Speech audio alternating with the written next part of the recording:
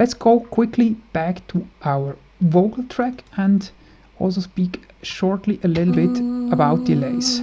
Can't be sung. So to have some additional delays is always not a bad idea, and the delays could either be directly before or after the reverb. In that case I would probably go after the reverb, or they could be at another track. Let's introduce delays. Let's again use this Echo Boy.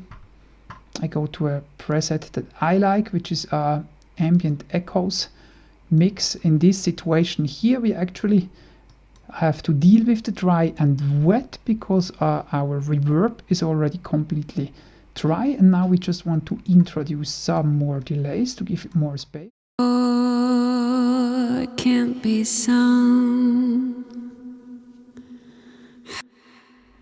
Let's hear that again.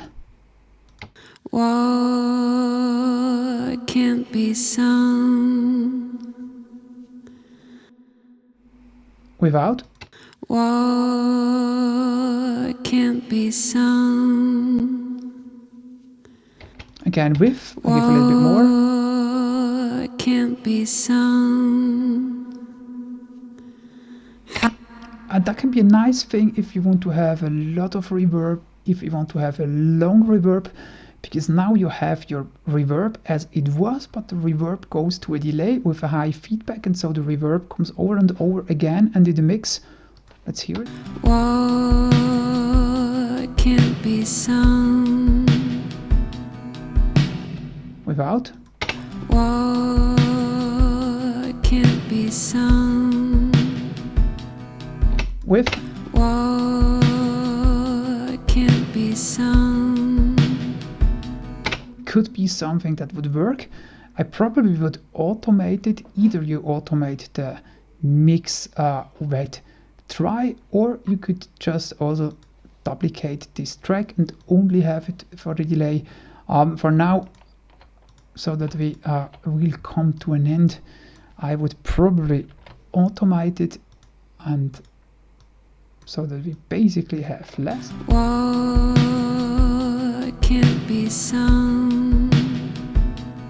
And then maybe here you could go up. What can't be sung. So that just is some, that this thing stands a little bit up. Let's to come to an end. What can't be sung. Actually, I'm not really sure if I like this snare plate, and yeah, how do you decide the right reverbs? You just leave, if you think it's okay, you leave it for a moment, and if later it disturbs you, get rid of it, replace it with something else. And by the way, we have used a lot of Soundtoys plugins, and Soundtoys also make this little plate, which is basically like a little bit a secret weapon, because that's such an easy reverb. It just have reverb time. It simulates a plate, or probably it has sampled plates. I guess it's an impulse response. Let's quickly hear it. What can't be sung. How? Let's hear it without. With. It's a rather dark plate, so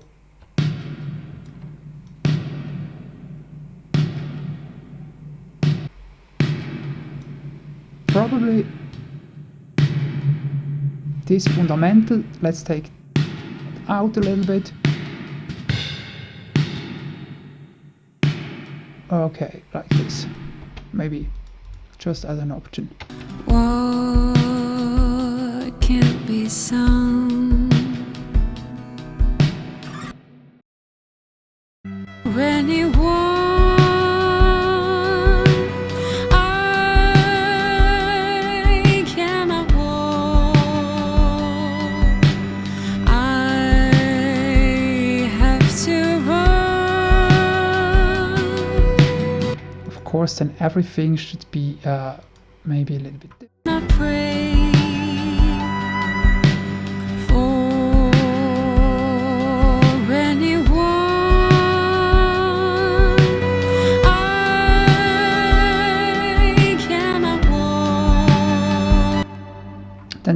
guitar, wherever it is.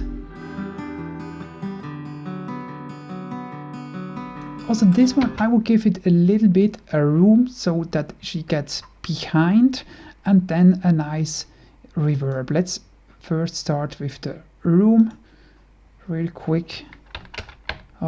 Git room, let's introduce a Valhalla room reverb. Room, and what do we have here? We have it.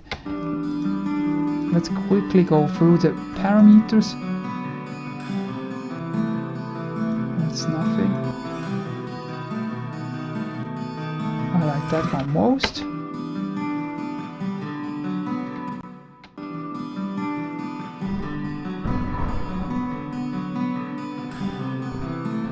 Let's give it size. Let's leave the highs. Let's get a level that is good. Oh, and I forgot that we should have.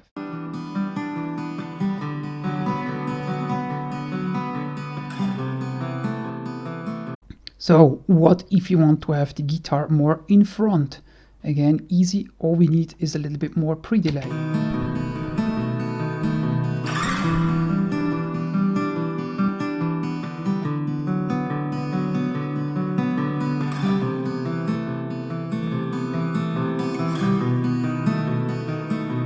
Something else you could do, nobody says that reverbs always need to be in stereo.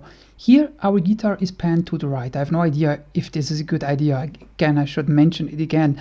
This song is absolutely not mixed, which I might even do at a different in a different way next time, because obviously all the instruments don't sound as good as they could if they were mixed, but now it's about reverb. So one option, if you have panned something straight to the right side, why not have the reverb only on the left side?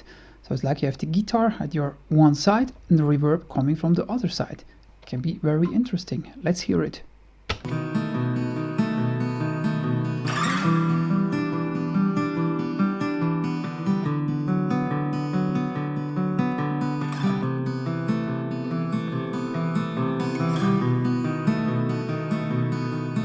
The benefit of having something like this is that your guitar is very clearly coming from one side of the speakers, and the reverb is very clearly coming from the other side. Can be good. You can also do the opposite. You can pan the guitar here to the right. Now it's coming from the same speakers. Even that is working. Without. With. And what is better just depends on the mix, depends on what is coming from the other side. In this way, I actually would probably do something like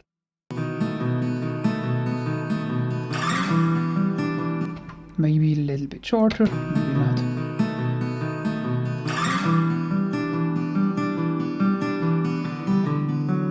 Not bad. And again here we could also make something different with a delay. Let's quickly duplicate that channel. Let's engage the delay we already had. Let's use, to simplify it, the same preset. As it's on an aux track, we want to have it totally wet. Let's only listen that delay.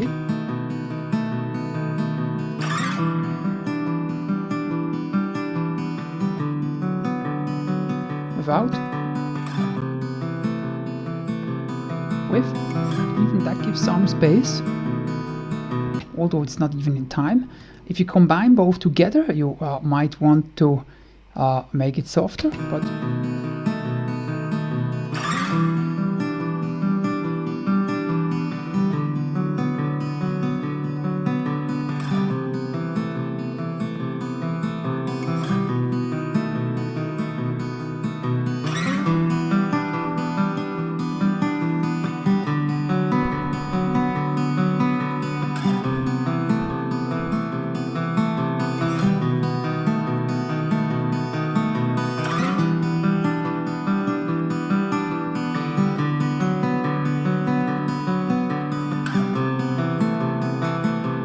doing the same trick with our pitch shift again on the room,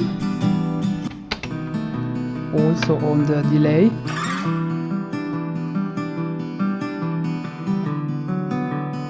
And I like that here. Let's try to quickly increase the quality of our guitar just a little bit.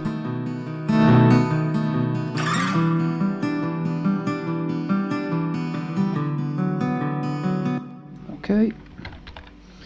Real quick, I'm not sure if I would use the same settings with the same plugins if this really was a mix, but I just wanted it sounds a little bit more with a picky mid-range. Maybe let's lose somebody. Just trying to get it a little bit more clear.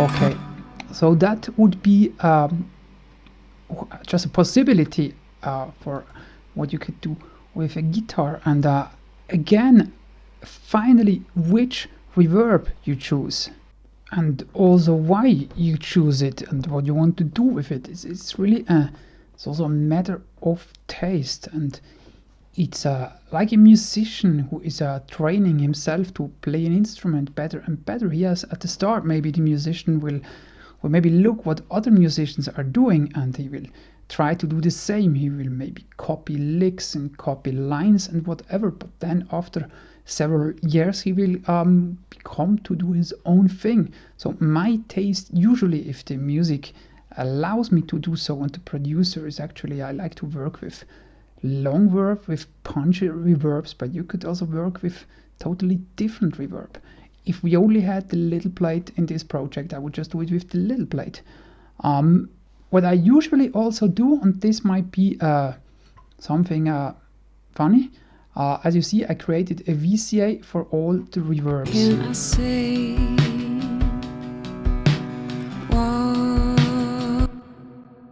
And what that allows me to do is, let's quickly go to all the tracks. Usually once the reverb setup is finished, in a normal mix I wouldn't be way too loud with reverbs, but now we had all reverbs obviously a little bit too loud. I mean, sometimes the client might even want to go that loud with the reverbs, but it's always good if you have a VCA somewhere available, and then you can go, you can just balance the reverbs. Can I say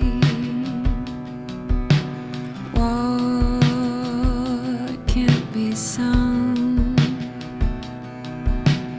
How can I treat what? So, and I think we can slowly come to an end. It's always good if you listen some reference mixes, and because I didn't do this reverb tutorial actually with one of my mixes, but with a rather basic track that obviously we don't have a mix now. I show you a reference track that I have here that I mixed lately. It was the end song from a feature film, and I start somewhere in the verse and then it goes to the chorus, and if you listen exactly you hear something quite interesting going on with the reverb. Okay, let's go. I am going down until I hit the ground without the parachutes, and I'm falling. It feels normal like falling. I keep on falling. It feels normal like falling. I keep on flying. I am going down until I hit the ground without the parachute on me. I keep on falling. I keep on falling.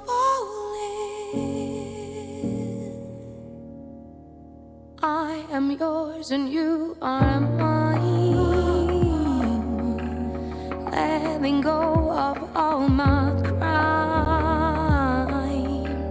Standing on the final line. Will I see you on the... So what we had here is quite a funny reverb design, because as you have heard in the verse, actually the singer obviously is close. However, in the chorus, it's actually the singer who went back, while the background singing came in front. So this is something that I don't do so often, but in that song it was good. And the other things is that you heard a lot of room on the drum things, but if you listen really exactly, you hear that a lot of sounds that had a long reverb were actually given to me by the composer. He already produced sounds that I could put into a space, while other sounds could be kept in front. And this is a very cool thing if you want to create large rooms. If you want to hear an intense special snare reverb on some hits, why not produce some special snare hits that then the mixer or you can put to the back, and then some other hits are totally in the front. These are things that are making a mix interesting, I guess. Let's do quick repetition. If you do reverb, it's about creating actually a wall behind the speakers. That's what we have. Try to paint here. You create a wall behind your speakers, and then it's about creating instruments in this virtual, or creating the place where instruments could be in this virtual room. And I realize, you see, I'm a jazz mixer, that's why I always paint drum and piano. Obviously for this lesson it would have been more intelligent if I would have done a guitar, because we have guitar and strings, but I mean, doesn't really matter. It's about to put the instruments in that space, with which reverb might be a matter of taste, but it's not a matter of taste that you need space behind your speakers, because if your mix is small, everything is gluing at your speaker and everything is fighting against each other. And the rule that I always tell my students, and I'm absolutely sure that this rule is right, no instrument can take the place of a other instrument. I never have heard any good mix where this was the case. There is always space. You can take a good funk mix, a good jazz mix, a good rock mix, but there is always space. And that's the most important thing, to give space to the instruments, then they have place, then they sound large. And then obviously the way how you want to do the space, be it with delay, with long reverb, with short reverbs, that's a matter of taste. You need pre-delay if you want to have something totally in the front. Actually, it means that the wall sound must come later. That is done with pre-delay and with the shape, or with the attack of the reverb, so that the reverb is coming in slowly. You could furthermore compress it a little bit. Sometimes that helps. What also helps, if you give this color or these reflections coming back from the wall, that's what I wanted to say. If you give the reflections coming back from the wall another color than the color of the main instrument, because then the wall and the thing you put into the reverb don't fight together. If they fight together, it always means that basically the instrument gets closer to the wall. And if you introduce some changes in the reverb, it could be a slight EQ, it could be this micro pitch shift that we used from sound toys, it could be that you put some distortion, not heavy distortion, but just some harmonics into it, and then you have a slight different slap back from this wall, which means that we can hear the close sound clearly better, because the wall sound sounds different. So this difference is very important. I sometimes say the main difference is the wall attached to the vocal, or to whatever we send into the reverb. If it's attached, it puts the thing closer to the wall, further away from you. Again, that would be great for an orchestral snare. If the orchestral snare is too close, it has to be at the back. Then we want to have a reverb sound or a wall sound that is attached. Or should it be detached? Detached means we want to hear the thing here close, the direct thing, and we want to hear that wall far away, but we don't want that our close source here is put back into the room. And this is really the main goal about reverb, being able to put the source more in the back or more in the front without losing the force of the wall. So the solution, if you want to have something in front, is not to put the reverb down. That is not the solution. The solution is keep it loud, but find a way that it can stay in front. And this is what this tutorial was for. I hope it's helpful, and see you another time.